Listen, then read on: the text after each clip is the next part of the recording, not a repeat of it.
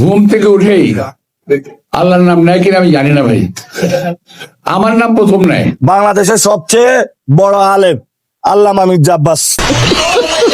আল্লামা মির্জা আব্বাস ঢাকা হাটে চাঁদাবাজি করে, সন্ত্রাসী করে, দুর্নীতি করে এবং যে যে গণপূর্ত মন্ত্রণালয়ে টেন্ডারবাজি করে এবং সে দুর্নীতি করেছে। উনি সকালবেলা উঠে আল্লাহর নাম নিয়েই চাঁদাবাজি শুরু। শুধু মির্জা আব্বাস মির্জা আব্বাস মির্জা আব্বাস, একটা তসবি দিয়ে দিতে বলো হাতের সামনে, তসবি চলবে আমার নাম। ছাগলে কিনা খায়, পাগলে কিনা বলে। আমার মনে হয় তো তারেক রহমানও বিপদে আছে এই মির্জা আব্বাসকে নিয়ে, ঠিক খুবই বিপদে আছে।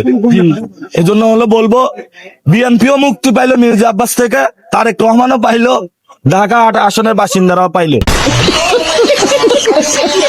এটা আমি মনে করি যে আল্লাহ তাআলা আমার একটা পরীক্ষা নিচ্ছেন, এবং আমি চাই যে আল্লাহ তাআলা যারা আমায় ধৈর্য ধরে পরীক্ষাটা ইলিশের মতো রাখে।